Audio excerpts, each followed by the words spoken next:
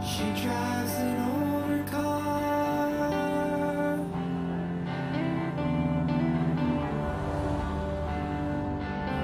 Wears old dresses.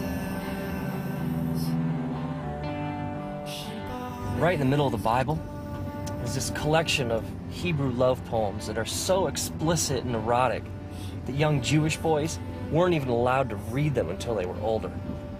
Now, Song of Songs gives us like a picture, a series of pictures of the relationship between a man and a woman. The joy, the struggle, the complexity. It's almost as if the love that this couple is exploring has a life of its own. The woman says several times, she says, do not arouse or awaken love until it so desires. It's almost as if she says, you know, whatever this is, it's so good, it's so beautiful, and we can't do anything to mess this up.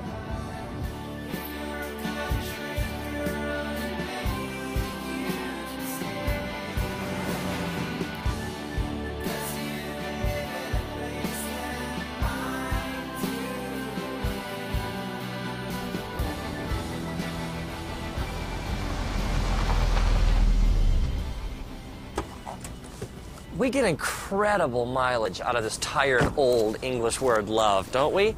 I mean, we'll tell somebody that we love them, and then in the same breath, we'll talk about how much we love a new car or a certain pair of pants. I mean, I love my wife, and I also love tacos. Now, we have to keep in mind that Song of Songs was originally written in the Hebrew language, which has at least 3 different words for our English word love. The first word we find is the word raya. Raya would be translated literally as like friend or a companion, somebody you hang out with. We might even translate it as like the word soulmate. We hear people talk like this all the time. They'll say things like, you know, she's my best friend, or I can tell him anything. These are all expressions of raya. And so we see that at the core of this relationship between these lovers, there's a friendship. She said the best was to have no regrets. Another Hebrew word we find for love is ahava. Ahava is deep affection.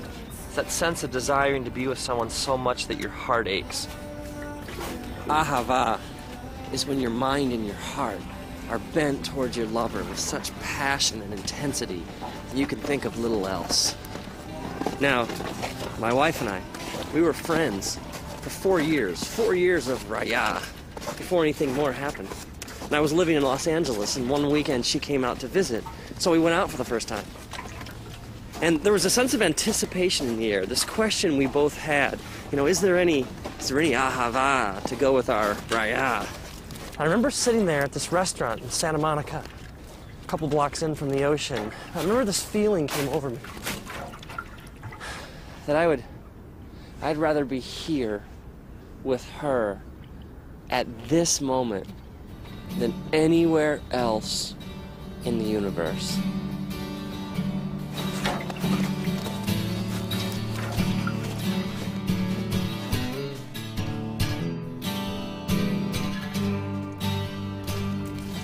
The lovers in Song of Songs declare that ahava is as strong as death, that many rivers cannot quench ahava.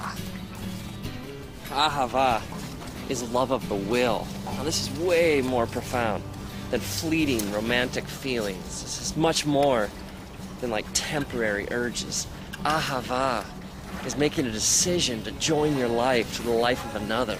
And this is an emotion that leads to commitment, that leads to joining your life to somebody else's. Ahava is what makes things last.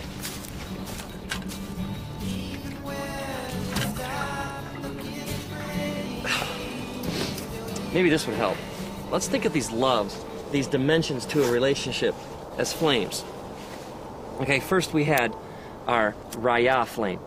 That's like the friendship, the soulmate aspect of a relationship.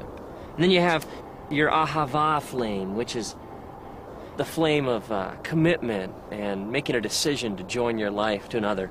But there's a third Hebrew word for love that we find in Song of Songs. It's the word dode. Dode is translated in English literally as to carouse, to rock, or to fondle. I think you get the idea behind this flame. This word is used elsewhere in scriptures, like in the book of Proverbs. It says, "Let us drink deep of dode till morning." And the woman even says in Song of Songs, "Let him kiss me with the kisses of his mouth, for your dode is more delightful than wine." Dode is the physical, sexual element to a relationship. This is where we get the Greek word eros, which is translated literally as like erotic in the English language. So we have our raya flame, we have our ahava flame, and we have our dode flame.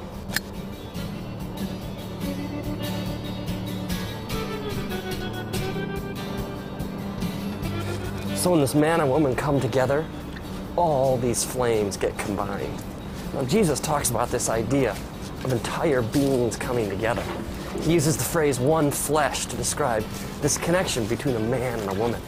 Now this one flesh is way more than just a physical act. I mean, it's emotions, it's hearts, it's minds, it's experiences. It's the mingling of souls. And so this coming together physically becomes a picture of a deeper spiritual reality.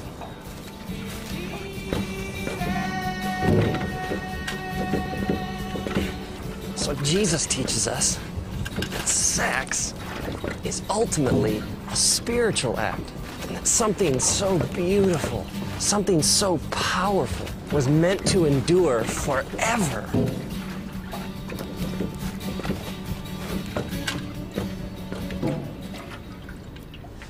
See, the one flame burning all by itself will never be as hot as all the flames burning together. I mean, we were created for all the flames to burn as one. I mean, think about all the ways that we mess this up. I mean, take an affair for an example. An affair is two people sharing the dode flame, but without any of the other flames. Without the raya or the ahava. I mean, there's no friendship, there's no commitment, there's no loyalty, no sacrifice. And I mean, there's dode, but there's no raya or ahava. It's two people trying from this one flame, the dode flame, to get all the heat of the three flames burning together. I mean, no wonder it leaves a person empty and unfulfilled. We were created for so much more. And so the person keeps coming back to this one flame over and over again, and yet it never truly satisfies. It can't. Or how about the couple who have been married for years and they're still together?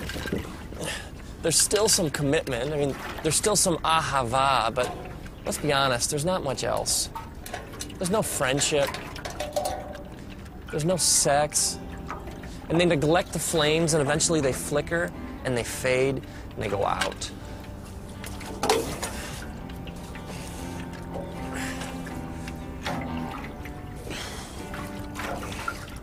When you separate the flames, it can never really satisfy.